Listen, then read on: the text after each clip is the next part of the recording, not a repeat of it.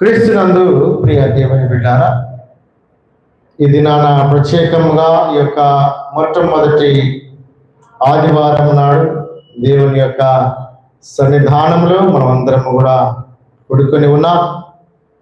ఈ యొక్క పరిశుద్ధ దినం దేవుని యొక్క వాక్య భాగాలు మొదటగా నిర్గమకాండము 24వ అధ్యాయము 7వ వచనం నుంచి 12వ వచనం వరకు ఉన్నటువంటి లేఖన భాగము, మరియు అపోస్తలుల కార్యముల గ్రంథము 2వ అధ్యాయము 42 నుంచి 47 వరకు ఉన్నటువంటి లేఖన భాగాలు.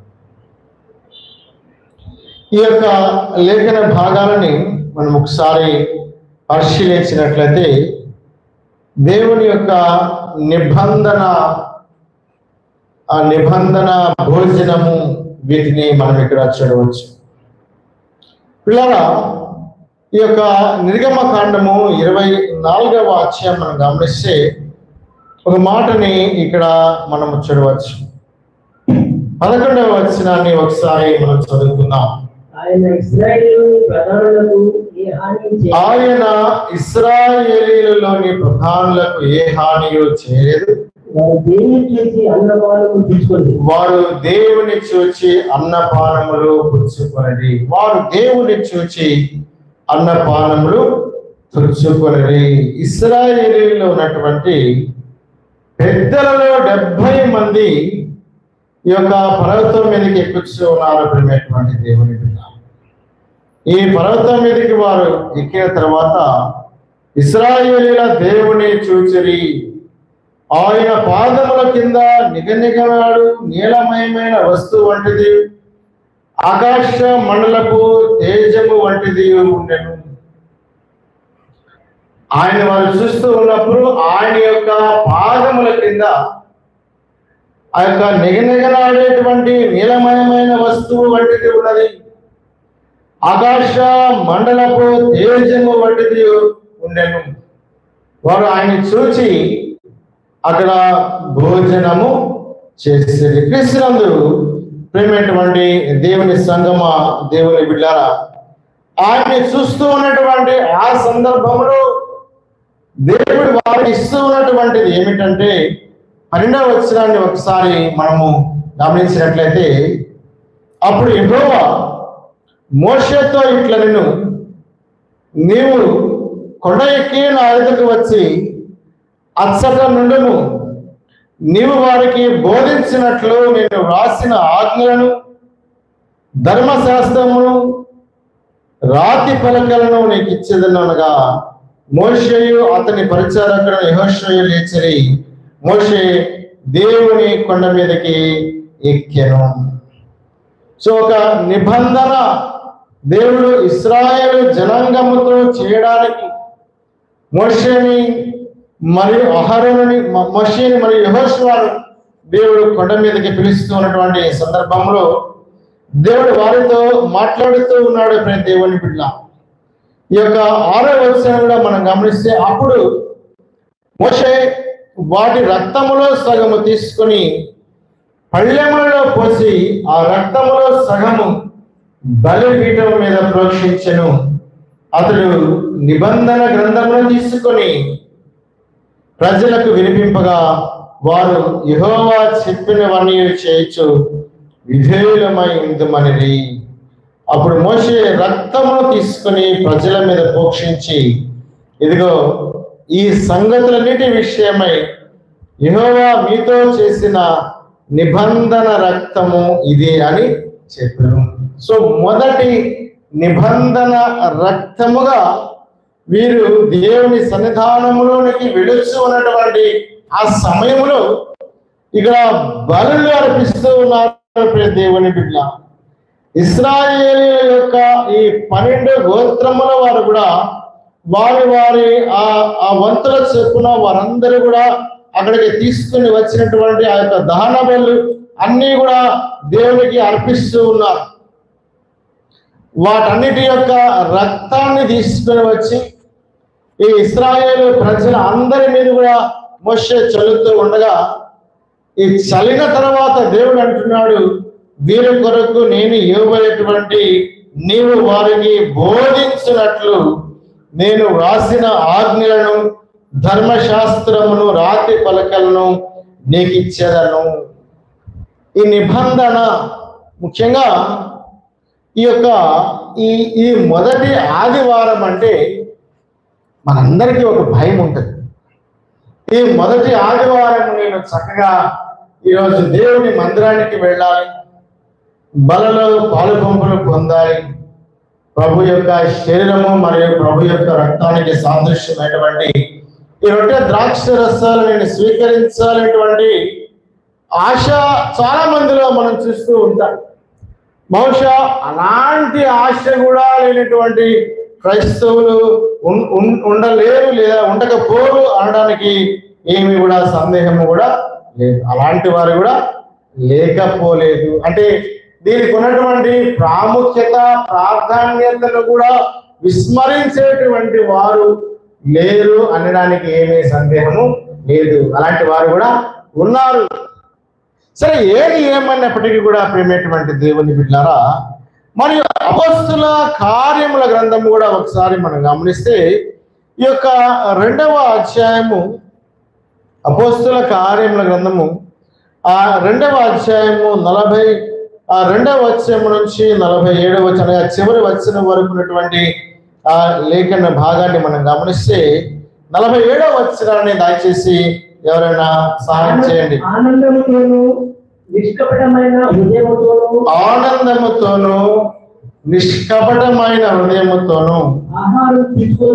ఆహారము పుచ్చుకొని చెండరి, మరియు ప్రభువు రక్షణ పొందుతున్న వారిని అనుదినము వారితో చేర్చుచుండెను. సో వీరందరూ కూడా ఈ సహవాసములో వీరు కలుస్తూ ఉన్నారంట. ఆనందముతోను నిష్కపటమైన హృదయముతోను ఆహారము పుచ్చుకొని చుండురి.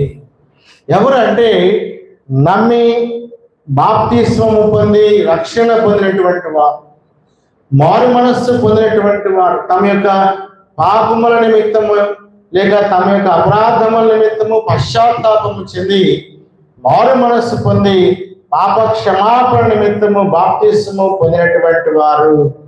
వీరు అపోస్తుల బోధ యందును సహవాసమందును రొట్టె విరుచుట యందును ప్రార్థన చేయుట యందును ఎడతెగకుండా వీరు రొట్టె విరుచుటలో అపోస్తుల బోధ యందు ప్రార్థన యందు సహవాసమందు ఉన్నారు. ప్రియ దేవుని బిడ్డలారా, ఒక గమ్మత్తైనటువంటి విషయం ఏంటంటే ఇక్కడ ఎప్పుడు ప్రభువు వల్ల పెట్టినా అటెండ్ అయ్యే వాళ్ళు చాలా మంది ఉంటారు. సాధారణమైనటువంటి మిగిలిన ఆదివారాల కంటే ఈ ప్రభు వల్ల పెట్టినప్పుడు దీనికి అటెండ్ అయ్యేటువంటి వారు కొంత శాతం ఎక్కువే ఉంటారు. అయితే ఈ అపోస్తలుల బోధ, సహవాసము, రొట్టె విరుచుట, ప్రార్థన చేయుట, ఈ 4 అంశాలు కూడా ఇవి ఎడతెగక ఉండవలసినటువంటి విశ్వాసి లక్షణాలు. కేవలం కొంతమంది మొదటి ఆదివారం నేను గుడికి వెళుతాను, ఈ మొదటి ఆదివారంలో నేను బలని తీసుకుంటాను అనేటువంటి వారు ఉన్నారు. సో ఇటువంటి ఆచారము అది అనాలోచితముగా చేసేటువంటి ఆచారం. ఈ యొక్క అనాలోచితముగా చేసేటువంటి ఆచారముగా కాదు, కానీ నీవు పూర్ణమైనటువంటి భక్తితో అనగా డివోటెడ్గా దేవునికి నీవు సమర్పించుకున్నటువంటి వాడవుగా లేక సమర్పించుకున్నటువంటి దానవుగా ఈ మిగిలిన తక్కిన విషయాల్లో కూడా ఉండాలి. ఏ విషయాల్లో? అపోస్తుల బోధ విషయంలో ఉండాలి, అదే రీతిగా సహవాసములో ఉండాలి, ప్రార్థన చేయటంలో కూడా ఉండాలి. అనగా ప్రార్థనలో ఉండాలి, సంఘ సహవాసములు అనగా నియామక కూటముల్లో ఉండాలి, మరియు అపోస్తుల బోధ చేయబడుతూ ఉన్నప్పుడు ఈ యొక్క వాక్యాన్ని వినడానికి ఆసక్తి కలిగినటువంటి వారంగా కూడా మనము ఉండాలి. ఇవన్నీ ఈ 3తో పాటు ఈ 4వది ఈ యొక్క రొట్టె విరుచుట, అంతేగాని రొట్టె విరుచుట మాత్రమే ప్రాధాన్యము, రొట్టె విరుచుట మాత్రమే చాలా ముఖ్యము అనేటువంటి ఒక రాంగ్ డైరెక్షన్లో మనం వెళ్తూ ఉన్నాం. కనీసం ఆదివారం ఆ బల్ల తీసుకునేకన్నా లాస్ట్లో ప్రసంగం కూడా అయిపోయినాక మనం కొంతమందిని వస్తూ ఉంటాం. సో అది అంత ఆచరించదగినది, ఆమోదించదగినది, సరైనది కాదు. దేవుని బిడ్డ, మనము ఈ యొక్క మూల పాఠాలు, క్రిస్టియన్ బేసిక్స్ మనం మర్చిపోయి ఎటో తొలగిపోయి జీవిస్తూ ఉన్నాం. కానీ ఈ దినాన ప్రత్యేకంగా ఈ అపోస్తల కార్యముల గ్రంథంలో ఈ మొదటి అధ్యాయం మొదటి వచనంలో మనం గమనిస్తే రాస్తూ ఉన్నటువంటి మాట ఏమిటంటే, ఓ థియోఫిలా. ఓ థియోఫిలా అంటే అర్థం ఏంటండి?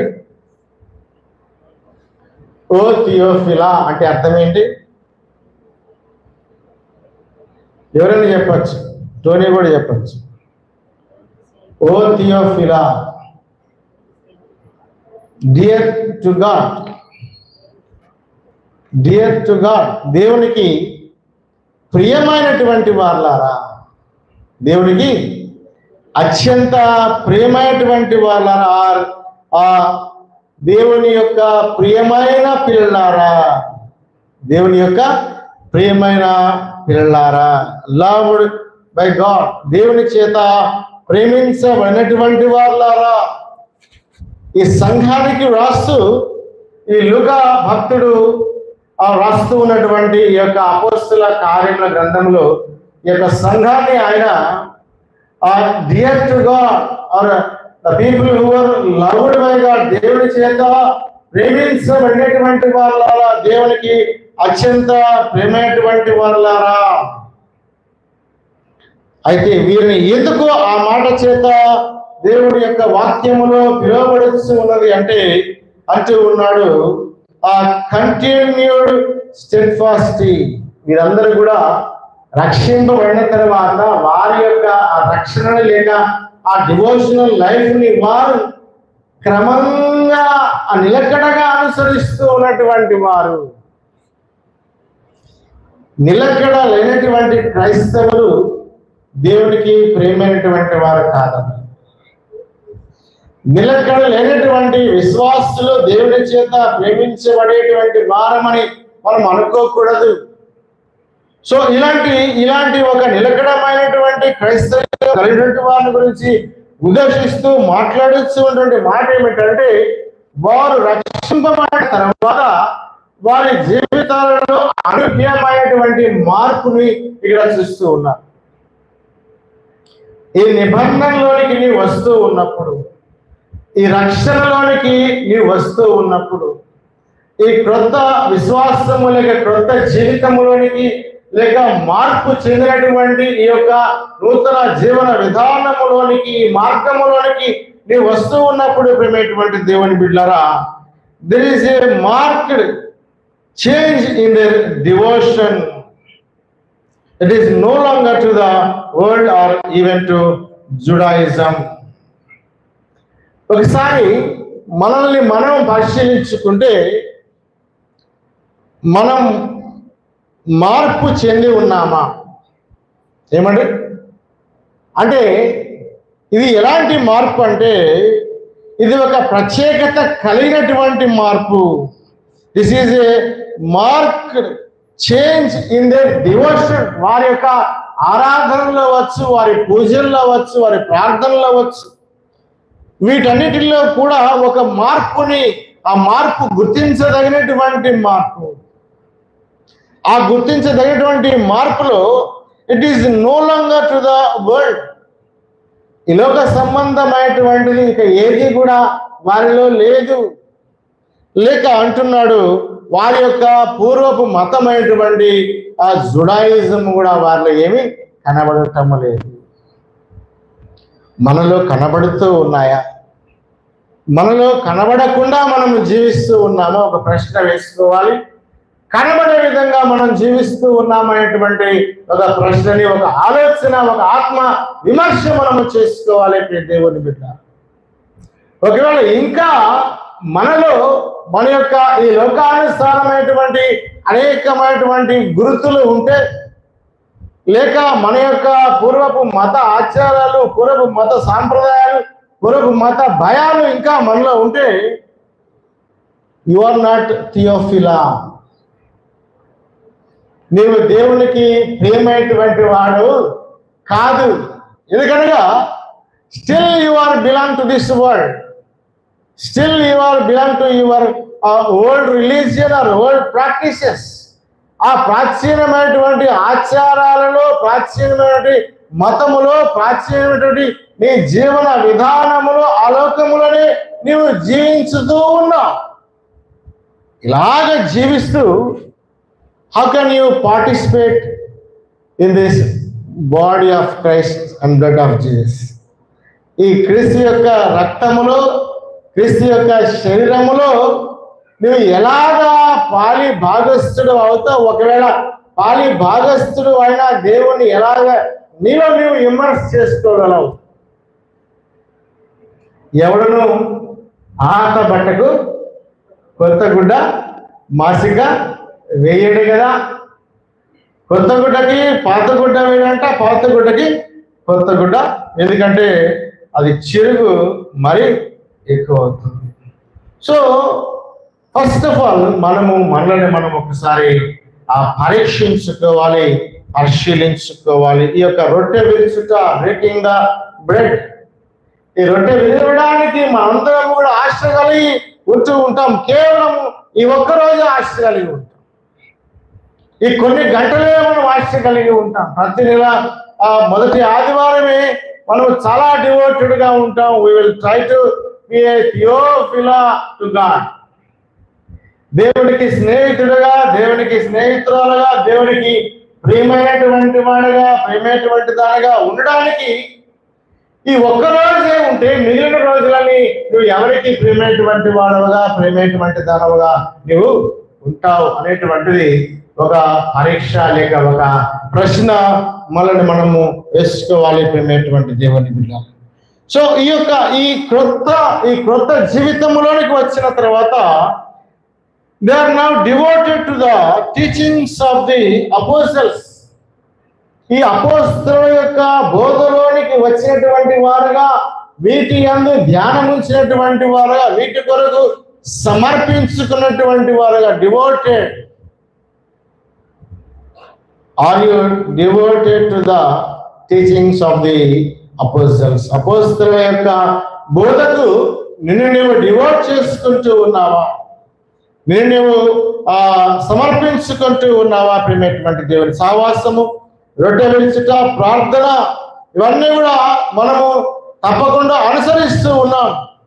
అయితే when you say that I am a devoted person, how can you be devoted to the world, and how can you devoted to the old religion which you have practiced? నీవు ఇంతకు మునుపు అనుసరించినటువంటి మత ఆచారాన్ని, మంగళవారం, శుక్రవారం, అమావాస్య, పిల్లి, కుక్క, నక్క ఇవన్నీ వస్తూ ఉంటే మనం మళ్ళా నల్లదారం కట్టుకుంటాం, మంతాడికి ఆ చేతికి ఒక తాయిత కట్టుకుంటాం, చీటాన్ని కట్టుకుంటాం, మంత్రాలు చేసుకుంటాం, ఏమో చేసుకుంటాం. మరి దేవుణ్ణి, ఈ పాత మతాన్ని, పాత ఆచారాన్ని, ఈ లోకాన్ని, లోక ఆచారాలని రెండింటిని ఒక దగ్గర పెట్టగలవా? అవి నువ్వు కలపగలవా? ఇలా కలపకుండా ఈ పరిశుద్ధమైనటువంటి రక్తము, పరిశుద్ధమైనటువంటి శరీరాన్ని ఇంకా ఈ లోకంలో జీవిస్తూ, ఇంకా ఈ మతాచారాలు చేస్తూ నీలో కలవడానికి నీవు కలవడానికి వస్తే అది హాస్యాస్పదమే. It is totally foolishness. There is no reason. ఏ విధమైనటువంటి ఏమీ లేదు, అక్కడ కారణమేమీ లేదు. నిష్కారణంగా నీవు వస్తున్నావు, తీసుకుంటున్నావు, పోతూ ఉన్నావు. You must be devoted. నీవు ఈ యొక్క బల ఆరాధనలో నీవు పాలుగుంపులు పొందడానికి నీవు ఒక ఆధ్యాత్మికమైనటువంటి సమర్పణ నీ జీవితంలో చేసుకొని నీవు ముందుకు రావాలని దేవుని యొక్క వాక్యము తెలియజేస్తూ ఉన్నది. ప్రియమైనటువంటి దేవుని బిడ్డ, devoted to the breaking of bread, రొట్టె విరుచుట యందు వారు ఎడతెగక యుండిరి. అంటే ఈ రొట్టె విరవడం అంటే, మార్కెట్లో చాలా రొట్టెలు ఉన్నాయి, బేకరీకి పోతే చాలా రొట్టెలు ఉంటాయి, అవిని తీసుకొచ్చి విరుచుకోవడమా అంటే అటువంటిది కాదు. కానీ ప్రేమటువంటి దేవుని బిడ్డలారా, ఈ రొట్టె విరుచుట అనేటువంటి దానికి రెండు పర్యాయ పదాలని వాడుతూ ఉన్నాయి. ఈ రెండు పర్యాయ పదాల్లో 46వ వచనాన్ని మనం గమనిస్తే, అపోస్తల కార్యముల గ్రంథము 2వ అధ్యాయము 46వ వచనాన్ని ఒకసారి మనం చూద్దాం. మరియు వారు ఏక మనస్కులై ప్రతిదినము దేవాలయములో తప్పక కూడుకొనొచ్చు, ఇంటింట రొట్టె విరుచుచు దేవుని స్తుతించుచు ప్రజలందరి వలన దయ పొందిన వారై. చాలు. So they are devoted to break the bread. ఈ యొక్క రొట్టెని విరవడానికి వారు ఆ యొక్క ఎడతెగకుండా ఉన్నారు. ఆ ఎడతెగకుండా ఉన్నటువంటి ఆ యొక్క అనుభవం ఏంటంటే, ఆ డివోషన్ అనేటువంటిది లేక ఆ డివోటెడ్ మైండ్ సెట్ అనేటువంటిది ఎలాగంటే, ఈ కేవలము ఈ ఒక్క పని మాత్రమే కాదు, కానీ ప్రతిదినము కూడా చాలా చక్కగా అంటూ ఉన్నాడు, ప్రతిదినము దేవాలయములో తప్పక కూడుకొనొచ్చు, ఇంటింట రొట్టె విరుచుచు దేవుని స్తుతించుచు ప్రజలందరి వలన దయ పొందినటువంటి వారై ఉన్నారు. అపోస్తల కార్యముల గ్రంథము 20వ అధ్యాయం కూడా ఒకసారి మనం చూద్దాం. ప్రియ దేవుని బిడ్డలారా, అపోస్తల కార్యముల గ్రంథము 20వ అధ్యాయము 7వ వచనాన్ని ఒకసారి మనం చూద్దాం. ఆదివారమున మేము రొట్టె విరుచుటకు కూడినప్పుడు. చాలండి. సో ఇది ఎందుకు ప్రాధాన్యత? ఆదివారానికి రొట్టె విరవడం అంటే, ఈ 7 దినాలు యొక్క మొదటి దినము ఈ యొక్క ఆదివారముగా ఉంటూ ఉన్నది. ఈ మొదటి దినము కొరకు మిగిలిన 6 దినాలు కూడా సిద్ధపడుతూ ఉన్నటువంటి ఆ యొక్క అనుభవము. Devoted to break the bread అంటే, it is not that you prepare only on Sunday. You must prepare on Monday, you must prepare on Tuesday, you must prepare on Wednesday, you must prepare on Thursday, you must prepare on Friday, and you must prepare on Saturday. సోమవారం నువ్వు సిద్ధపడాలా, మంగళవారము సిద్ధపడాలా, బుధవారము సిద్ధపడాలా, గురువారము సిద్ధపడాలా, శుక్రవారము సిద్ధపడాలా, ఆదివారము కూడా నీవు సిద్ధపడి, శనివారము కూడా నీవు సిద్ధపడి, ఈ మొదటి రోజు అయినటువంటి ఈ యొక్క ఆదివారము నాడు రొట్టె విరవడానికి నేను నీవు సమర్పించుకోవాలని దేవుని యొక్క లేఖనము తెలియజేస్తూ ఉన్నది. ప్రియమైనటువంటి దేవుని బిడ్డ, సో ఈ యొక్క రొట్టె విరవడానికి చూడండి, ఆ మొదటి ఆ దినము కొరకు మిగిలినటువంటి 6 దినాలకు కూడా వారు ఎదురు చూస్తూ ఉన్నారు. So everyday is devoted to break the bread. Not only Sunday, not only first Sunday, కేవలము మొదటి ఆదివారమో లేక కొన్ని సంఘాల్లో వారం వారం కూడా రొట్టె విరుస్తూ ఉంటారు. ఓకే, నో ప్రాబ్లం, విరవకూడదని ఏమి ఎక్కడ కూడా అబ్జెక్షన్ ఏమీ లేదు, మనం కూడా విరవచ్చు. సో మన యొక్క ఆ అనుకూలతలను బట్టి మనము ఒకసారి పెట్టుకుంటూ ఉంటాం. వారం వారం కూడా ఈ రొట్టె విరవడానికి మనకి ఏమాత్రము కూడా ఎలాంటి అబ్జెక్షన్ లేదు.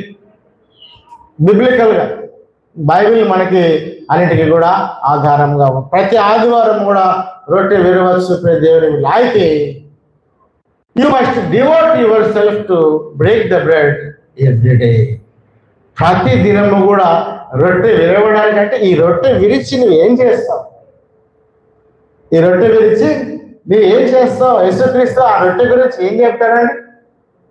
చూడండి, ఒకసారి అపోస్తల కార్యముల గ్రంథంలో ఆ మొదటి కొరింథీయులకు రాసినటువంటి పత్రికలో ఈ యొక్క 11వ అధ్యాయంలో పౌలు తెలియజేస్తూ ప్రభువు నాకు అప్పగిస్తూ ఈ మాట చెబుతూ ఉన్నాడు అంటున్నాడు. 23వ వచనము ఒకసారి మనం చదువుకుందాం. నేను మీకు అప్పగించిన దానిని ప్రభువు వలన పొందితిని. ప్రభువైన యేసు తాను అప్పగింపబడిన రాత్రి ఒక రొట్టెని ఎత్తుకొని కృతజ్ఞతాస్తుతులు చెల్లించి దాన్ని విరచి, ఇది మీ కొరకైన నా శరీరము, నన్ను జ్ఞాపకము చేసుకుంటుకై దీనిని చేయడని చెప్పిన, ఇది మీ కొరకైన నా శరీరము, నేను విరుస్తూ ఉన్నటువంటి ఈ యొక్క రొట్టె ఇది మీ కొరకైనటువంటి నా శరీరము, నన్ను జ్ఞాపకము చేసుకోవడానికి దీన్ని చేయండి. Do this in remembrance of me. The bread I am breaking, ఇది మీ కొరకైనటువంటి నా యొక్క శరీరం. This is my body which is broken for you. మీ కొరకు విరవబడుతూ ఉన్నటువంటి నా శరీరము. Do this in remembrance of me, నన్ను జ్ఞాపకము చేసుకుంటకు దీనిని చేయండి. ఏమి జ్ఞాపకము చేసుకోవాలి దేవుని బిడ్డ? ఆ యొక్క ఈ రొట్టె విరుచుటలో ఉన్నటువంటి ఈ యొక్క క్రమము, ఈ రొట్టె విరుచుట్లటువంటి ఈ యొక్క ఆచారాన్ని మనము చాలా చక్కగా ఏదో నెలకొక్కసారి ఆచరిస్తే సరిపోతుంది అనేటువంటి ఒక ఆలోచన కలిగి మనం వస్తూ ఉన్నాం. Every day you should devote yourself to break the bread. But when you are breaking the bread, you must notice that the bread is the resemblance of the body of Christ. యేసు క్రీస్తుకి, ఆ శరీరానికి సాదృశ్యముగా ఉన్నటువంటి ఆ యొక్క రొట్టెని నీవు విడుస్తూ ఉన్నావు. దానిలో నీవు పాలిభాగస్థుడము లేక పాలిభాగస్థురాలు అవుతూ ఉన్నావు. You are also becoming the body of Christ. నీవు కూడా క్రీస్తు యొక్క శరీరముగా మార్చబడుతూ ఉన్నావు. ఆ శరీరము ఏదైతే ఆయన నీ కొరకు నా కొరకు ఆ శరీరాన్ని ఆయన విరిచాడా? చెప్పండి. విరిచాడు కదా? ఎలా విరిచాడు? ఆయన కూడా ఒక రొట్టె తీసుకొని ఇది నా శరీరం అని ఊరికే విరిచాడా? ఒకసారి చూడండి, యెషయా గ్రంథము 53వ అధ్యాయంలో మనం గమనిస్తే 10వ వచనాన్ని ఒకసారి మనం చదువుకుందాం. అతని నలుగగొట్టుటకు యెహోవాకు ఇష్టమైను, ఆయన అతనికి వ్యాధి కలుగ చేసెను. అతడు తను తానే అపరాధ పరిహారార్థ బలిగా చేయగా అతని సంతానము చూచును. అతడు దీర్ఘాయుష్మంతుడగును. యెహోవా ఉద్దేశము అతని వలన సఫలమాయను. కృష్ణుడైనటువంటి దేవుని బిడ్డారా, ఆయన నలగగొట్టబడుతూ ఉన్నాడు. అతను నలుగొట్టకు యెహోవాకు ఇష్టమాయను. ఆయన అతనికి వ్యాధి కలుగ చేసెను.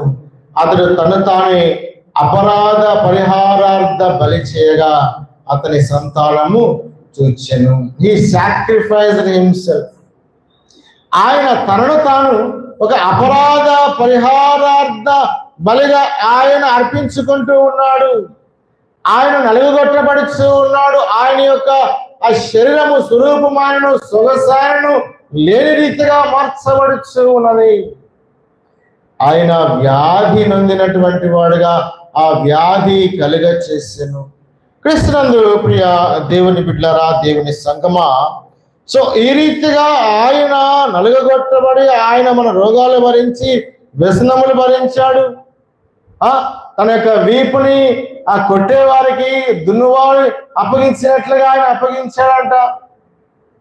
సో ఇన్ని రీతులుగా ఆయన ఒక సాక్రిఫైస్ చేస్తూ తను తాను సమర్పించుకొనొచ్చు ఆయన ఆ రొట్టెగా ఆయన మారుతూ ఉన్నాడు.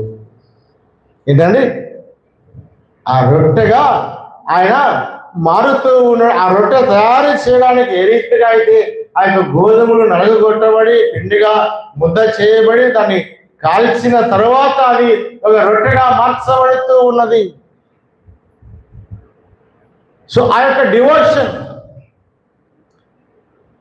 ఆ యొక్క కమిట్మెంట్, ఆ యొక్క సాక్రిఫైస్, ఆ యొక్క ఆ సమర్పణ జీవితము నిజంగా నీవు నేను కూడా కలిగి ఉండాలి. ఊరికి యేసుక్రీస్తు శిలువలో చనిపోయి గుర్తు చేసుకొని తినడం కాదు. ఎటువంటి ఆ సమర్పణ ఆయన కలిగి ఉన్నాడు, ఏ రీతిగా ఆయన నలగొట్టబడితే, ఏ రీతిగా ఆయన తృణీకరించబడితే, ఏ రీతిగా ఆయన గాయపరచబడితే, ఆయన ఏ రీతిగా ఒక ముద్దగా చేయబడితే ఈ రొట్టె అవుతూ ఉన్నాడు. సో ఈ యొక్క శరీరము అనబడినటువంటి ఈ సంఘములో ఆ అవయవాలుగా పాలిభాగస్తులుగా ఉన్నటువంటి నీవు నేను కూడా ఈ క్రీస్తు యొక్క శరీరములోనికి ఆ మార్చబడడానికి, లేక క్రీస్తు యొక్క సారూప్యములోనికి మార్చబడాలి అంటే మనం ఏదైనా వంట చేస్తూ ఉన్నప్పుడు దానిలో కలవని ఉంటే ఏం చేస్తామండి? ఏరి పారేస్తాం. ఎవరు వంట చేయరా? ఏరి పారేస్తాం. ఒకవేళ చూసుకోకుండా వండేసినా కూడా దానిలో రాళ్ళు రప్పలు చెత్త చెదారమో ఉంటే దాంతోపాటు తింటామా? దాన్ని అన్నం అంటామా, ఆహారం అంటామా? తీసి అవతల పడేస్తాం. ఇంతే సేమ్ వే ఒకవేళ నీవు డివోటెడ్గా లేకుండా ఈ యొక్క బలలో చేయి వేస్తూ నేను కూడా క్రీస్తు యొక్క శరీరంలో పాలిభాగస్తుని పాలిభాగస్తురాలని అని నిన్ను నీవు భ్రమపరుచుకుంటూ ఉంటే there is a day that you are going to remove from the body of Christ. Remember, ఒక దినాన క్రీస్తు యొక్క శరీరము అనబడినటువంటి సంఘముల నుంచి నువ్వు కూడా తీసివేయబడతావు. You can not be added to the body of Christ. ఆ డివోషన్ లేకుండా, ఆ సమర్పణ లేకుండా, అలాంటి ఆలోచన, అలాంటి మార్పు చెందినటువంటి జీవన విధానము లేకుండా నీవు క్రీస్తు సంఘంలో కొనసాగుతూ ఉన్నాననుకుంటే అదేదో బై మిస్టేక్ నువ్వు జరుగుతూ ఉన్నావు. కానీ అది ఆహారముగా భుజించడానికి అది పనికి రానటువంటిదని మనమే తీసేస్తాం. ప్లేట్లో అన్నం వేసుకుంటాం, అన్నం తింటూ ఇట్టి అంటే స్టీల్ ప్లేట్ అయితే గరగర అంటుంది. వెంటనే ఏం చేస్తాం? ఆ ముద్ద ఇటు కింద వేస్తే ఆ మెతుకులు పక్కన పోతే ఆ రాయి ఉంటుంది, ఆ రాయి తీసి బయటపడేస్తాం. హాస్టల్లో చదువుకున్న వాళ్ళు చాలా మందికి ఈ అనుభవాలు ఉంటాయి. అది కలవదు. ఒకవేళ కలిపి ఉండినా అది కలవదు. క్రీస్తు యొక్క శరీరంలో నేను కలిసిపోయి ఉన్నాను నువ్వు అనుకున్నా నువ్వు కలవవు, తీసి బయటపడవేయబడతావు. You must be devoted to break the bread. ఈ రొట్టె విడవడానికి నువ్వు సమర్పించుకోవాలి. ఎంతగా ఉండాలి అంటే ఆయన ఏ రీతిగా అయితే ఆయన ఒక రొట్టెగా మార్చబడి ఇది నా శరీరము అని ఆయన చెబుతూ ఉన్నాడో ఆ రీతిగానే నీవు కూడా పూర్తిగా మార్పు చెందాలి. ప్రియమైనటువంటి దేవుని కలవాలి అంటే మారాలి కదా. ఒకదాని కలవని దానితో ఇంకొకటి కలుస్తుందా? ఏమాత్రము కలవదు, కలవనేరదు.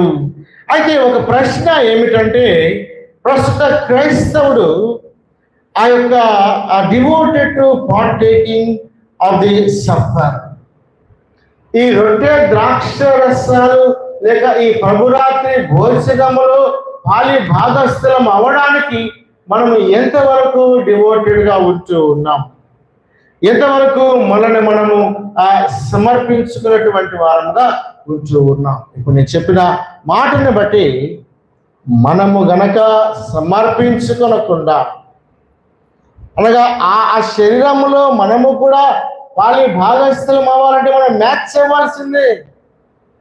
మన రక్తం మనం మార్చుకోవాలంటే మనకి ఏదైనా అనారోగ్యం వస్తే ఏ రక్తం పెడితే ఆ రక్తం పెడితే ఈ శరీరమే చచ్చిపోతుంది. అందుకే డాక్టర్లు 1కి 4 సార్లు పరీక్ష చేస్తారంట.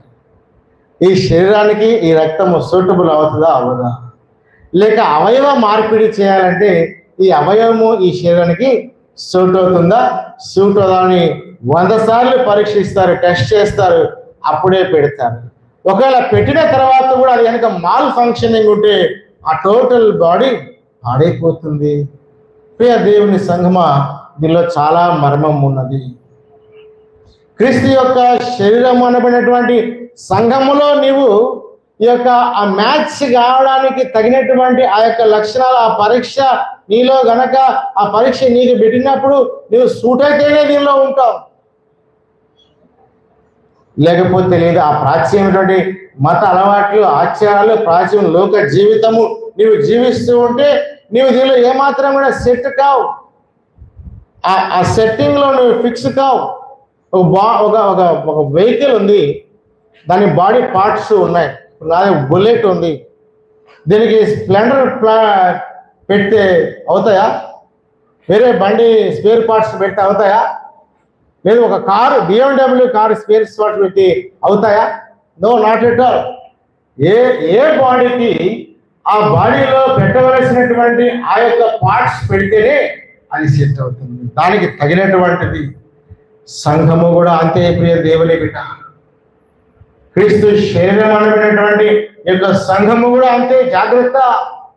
ఈ యొక్క ఆలోచన, ఈ ఎరుక నీలో లేకపోతే ప్రభువా ఈ సంఘములో ఈ యొక్క అవయముగా, ఒక భాగముగా నేను రావడానికి నన్ను మార్చని ప్రార్థన చేయి. సాల్వేషన్, రక్షణ పొందిన తర్వాత నీవు ఈ సెట్ కానటువంటి జీవితం జీవిస్తే ఎప్పటికీ సెట్ కాదు. నువ్వు సెట్ అవ్వాలి, నువ్వు ఇందులో ఇమ్మడాలి, నీ జీవితము ఇమ్మడాలి, నీ హృదయము ఇమ్మడాలి, నీ ప్రవర్తన ఇమ్మడాలి, నీ మాటలు ఇమ్మడాలి. ఇవేమి ఇవ్వకుండా నేను ఇమ్మడతానంటే బయటకి తీసివేయబడతాం. కృష్ణందు ప్రియ దేవుని సంగమా, ద ఇంపార్టెన్స్ ఆఫ్ కవెనెంటల్ మీల్, ఈ యొక్క సహవాస భోజనము లేక మనందరము కలిసి చేసేటువంటి ఈ యొక్క భోజనం గురించి మనము ఇంతకు మునుపు నిర్గమ కాండంలో చదువుకున్నటువంటి ఆ లేఖన భాగాన్ని ఒకసారి మనం గమనిస్తే, covenantal meal was eaten following the saying of covenantal promise made by 2 parties. ఎప్పుడు మనము నిబంధన భోజనం చేస్తాం? అందరూ పెళ్ళిళ్ళు చేస్తారు కదా. పెళ్ళికి పోతే ఏం చేస్తారండి? పెళ్ళికి ముందు చెప్పండి, పెళ్ళికి ముందు ఏం చేస్తారు చెప్పండి? నేనేం అనను, చెప్పండి. పప్పన్నం తినరా? ఎందుకు తింటారు పప్పన్నం? ఎందుకు తింటారండి పప్పన్నం? పెళ్ళి ఖాయం ఖాయం ఖాయం ఖాయం చేసుకున్నాం. Agreement of 2 parties. ఈ 2 గ్రూప్స్కి ఒక ఒప్పందం వచ్చిన తర్వాత అప్పుడు తింటాం అన్నట్టు. ముందుగా తింటామా? అతికితే ఇది గతికితే అతగదు అన్నట్టు తింటాం. కానీ ఎప్పుడు తింటామంటే ఇది అంతా ఖాయమైన తర్వాత, ఈ 2 పార్టీల యొక్క ఒక ఒప్పందం, ఒక సమ్మతి వచ్చిన తర్వాత ఈ కావనెంట్ మీల్ మనం చేస్తాం. అనగా ఒక సమాధాన సంబంధమైనటువంటి ఒడంబడిక వచ్చిన తర్వాత, ఒక అవగాహనలోనికి మనం వచ్చిన తర్వాత, ఒక ఒప్పందములోనికి మనం వచ్చిన తర్వాత, ఒక అండర్స్టాండింగ్ లోనికి మనం వచ్చిన తర్వాత, మనమిద్దరం ఒకరినొకరు అర్థం చేసుకున్న తర్వాత, ఒకరినొకరు అవగాహన చేసుకున్న తర్వాత, ఒకరి డిమాండ్స్కి ఒకరు ఒప్పుకున్న తర్వాత, ఒకరి కోరికలకి ఒకరు ఒప్పుకున్న తర్వాత, ఓకే ఆల్ రైట్ ముద్ర వేస్తాం, స్టాంపుడ్, ఇది పలానా తారీఖు మనము చేసుకుందాం. ఇదే రీతిగా ప్రేమటువంటి దేవుని బిడ్డలారా, దేవుడు మోషేని, యెహోషువని పిలుస్తూ ఇశ్రాయేలీయుల ఈ 70 మంది పెద్దల్ని కూడా పైకి పిలిచాడు. వీళ్ళతో ఒక కావనెంట్, ఒక నిబంధన ఆయన చేసుకుంటూ ఉన్నాడు. వీళ్ళ యొక్క రక్తము, ఆ యొక్క బలులు, దహన బలులు అర్పించిన తర్వాత ఆ రక్తం ప్రజలందరి మీద మోషే చల్లుతూ ఉన్నారు. ఆ చల్లబడిన రక్తాన్ని బట్టి మేము దేవుని యొక్క ఆజ్ఞలకు లోబడతాం, దేవుని యొక్క విధులకు మేము లోబడతాం. They all agree to obey the word of God. దేవుని యొక్క వాక్యానికి లేక దేవుని యొక్క ధర్మశాస్త్రానికి మేము విధేయులమై ఉంటామని వారందరూ అంగీకరించిన తర్వాత, then they had a meal of covenant. ఆ తర్వాత వారందరూ కూడా అంట వారు దేవుని చూచి అన్నపానములు పుచ్చుకొనిరి. So this is the meal of covenant. ఈ నిబంధన సంబంధమైనటువంటి భోజనము. ఈ నిబంధన ఎవరెవరికి మధ్యలో ఉంటుందంటే సంఘమైనటువంటి నీకును ఆ సంఘమునకు శిరస్సు అయినటువంటి దేవునికి మధ్యలో ఉన్నటువంటి ఈ యొక్క నిబంధన.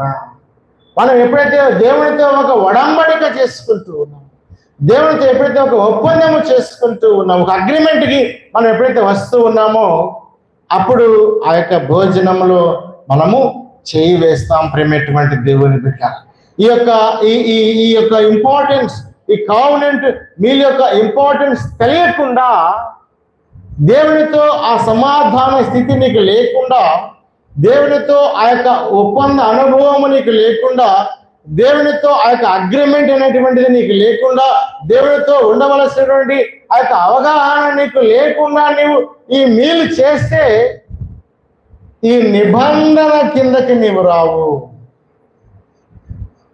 ఏంటంటే ఈ నిబంధన కిందకి నీవు, దేవుడు ఒక నిబంధన చేస్తాడు, ఒక కావనెంట్ దేవుడు చేస్తాడు. అందుకే యేసుక్రీస్తు ప్రభు అంటున్నాడు, ఇది నా రక్తము వలన అయిన క్రొత్త నిబంధన.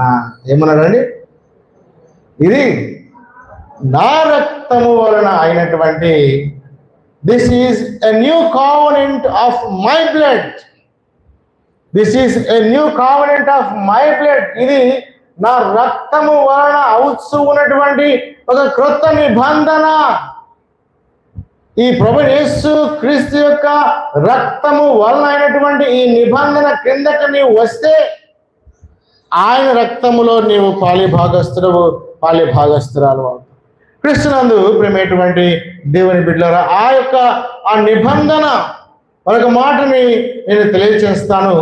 మత్తయి సువార్త 26వ అధ్యాయము 28వ వచనాన్ని ఒకసారి మనం చూద్దాం. మత్తయి సువార్త 26వ అధ్యాయము 28వ వచనం చదవండి. ఇది నా రక్తము అనగా పాప క్షమాపణ నిమిత్తము అనేకుల కొరకు సిద్ధింపబడుచున్న నిబంధన రక్తం. ఇది నా రక్తము. This is my blood. అనగా అనేకుల యొక్క పాప క్షమాపణ నిమిత్తము చెల్లించబడుచు ఉన్నటువంటి నా యొక్క రక్తము. ప్రియ దేవుని బిడ్డలారా, ఆయన నీ నా పాపముల క్షమాపణ నిమిత్తము చిందిస్తూ ఉన్నటువంటి ఈ యొక్క రక్తము. సో నీ పాపము రక్తము చల్లగానే క్షమించబడదండి. ఎవరి పాపము కూడా రక్తము చల్లగానే క్షమించబడదు. ఇక్కడ ఒక ఇంపార్టెంట్ విషయాన్ని మనం గుర్తుపెట్టుకోవాలి. After the covenant the blood was, వారి మీద అది ప్రోక్షింపబడింది. ఇక్కడ అంటున్నాడు, అనేకుల యొక్క పాప క్షమాపణ నిమిత్తము చిందించబడుచు ఉన్నటువంటి నా యొక్క రక్తము. ఇది నా రక్తం. ఆయన యొక్క రక్తము మన పాపమును క్షమించడానికి శక్తి కలిగినటువంటిది. అయితే ఈ నిబంధన నీ జీవితంలో నెరవేర్చబడాలి అంటే ఈ ఒప్పందము నీవు కూడా దేవునితో చేసుకోవాలి కదా. ఈ ఒప్పందాన్ని మనము కూడా దేవునితో చేసుకోవాలి కదా. ఆ పాప క్షమాపణ నిమిత్తము చెల్లించబడినటువంటి ఈ యొక్క రక్తము తీసుకొని ఉన్నటువంటి నా పాపములు క్షమించు అని మన పాపములు మనము దేవుడి సన్నిధానములో ఒప్పుకోవాలి. ప్రియ దేవుని బిడ్డ, వాటిని ఒప్పుకొని విడిచిపెట్టాలి. సో ఆ విడిచిపెట్టినటువంటి ఆ అనుభవములోనికి, లేదా ఆ కావనెంట్, ఆ నిబంధనలోనికి ఎప్పుడైతే నీ వస్తూ ఉన్నావో ఆ రక్తము చేత నీ పాపము క్షమించబడుతుంది. క్రీస్తునందు ప్రియ దేవుని సంగమ దేవుని బిడ్డారా, ఈ యొక్క ఆ ఇంపార్టెన్స్ ఆఫ్ ది ఆ కావనెంట్ మీల్, యేసుక్రీస్తు ప్రభు ఆయన తెలియచేస్తూ ఉన్నటువంటి ఆ భోజనం, ఆ నిబంధన భోజనం యొక్క ప్రాముఖ్యతను కనుక మనం తెలుసుకొని ఈ బలలో చేయవేస్తే దానికి తగినటువంటి విలువ ఉంటుంది. ఆ డివోటెడ్ గా ఏదైతే అపోస్తుల బోధ యందును, సహవాసమందును, రొట్టె విరుచుట యందును, ప్రార్థన యందును వారు ఎడతెగక ఉండరి. They were devoted in all these things, not only in breaking the bread of Jesus. యేసు క్రీస్తు యొక్క శరీరం అనబడినటువంటి యొక్క రొట్టె విరుచుటలో మాత్రమే కాదు కానీ the teachings of the apostles and in the prayer and in the fellowship, ఈ సహవాసములో, ప్రార్థనలో, అపోస్తుల బోధలో కూడా నీవు డివోటెడ్గా ఉండాలి. ఈ బలలో నీవు చేయి వేయాలి. ఈ బలలో నీవు పాలి భాగస్థుడు కావాలి అంటే this is not just a table. Don't think that this is just a table. This is the body and blood of Jesus Christ. యేసు క్రీస్తు యొక్క శరీరము, యేసు క్రీస్తు యొక్క రక్తం అని నీవు గ్రహించాలి. ఆ నిబంధనలోనికి నీవు రావాలి. ఆ నిబంధన భోజనము, before you take this meal you must abide to the covenant of God. ఈ బలలో లేక ఈ భోజనములో నీవు పాలి భాగస్థుడవు, పాలి భాగస్థురాలువు కావాలి అంటే you must abide the covenant. ఈ నిబంధనకు నువ్వు లోబడాలి. కళ్ళు ఉంచుదాం, ప్రార్థన చేసుకుందాం. పరిశుద్ధుడైన దేవ, ప్రేమ కలిగిన తండ్రి, మరొకసారి ఈ రొట్టె విరుచుట గురించి నా తండ్రి, ఇదిగో ప్రభా మేము ధ్యానించుట ఈ మొదటి ఆదివారం నీ సన్నిధానంలో ప్రభా మేమందరం ఒక్కడి ఉంటున్నాం. మీరు మాకు అనుగ్రహించినటువంటి గొప్ప సమయాన్ని బట్టి వల్ల ఆచరిస్తున్నాం. ఇదిగో ప్రభా తగినటువంటి ఇదిగో ప్రభా ఈ యొక్క అపోస్తుల బోధ యందును, సహవాసమందును, రొట్టె విరుచుట యందును, ప్రార్థన యందును బాప్తిస్మం పొంది రక్షింపబడిన వారు ఉన్నారు అనేటువంటి కేవలం రొట్టె విరుచుట కాదు కానీ మా యొక్క జీవితాలను ఈ సహవాసములు, ఈ బోధలు, ప్రార్థనలు కూడా నీ నామానికి డివోట్ చేసుకున్నాను. నీ నిబంధన కిందకి మేము వచ్చినాము. ఇదిగో ప్రభా ఈ భోజనము చేయుటకు నీ పరిశుద్ధాత్మ సహాయం మాకు దాయించింది. ఇంతమంది వాక్యము మా అందరి హృదయాల్లో ఫలింపచేయండి. వాక్యం విన్న ప్రతి విన్న కూడా మీరు పేరు వలసిన దీవించి ఆశీర్వదించండి. కొద్ది మనలు మా ప్రభువును మీ ప్రియ కుమారుడు యేసుక్రీస్తు అతి పరిశుద్ధ నామమును బట్టి ప్రార్థించి అడిగి వేడుకొనిచున్నాము తండ్రి. ఆమేన్.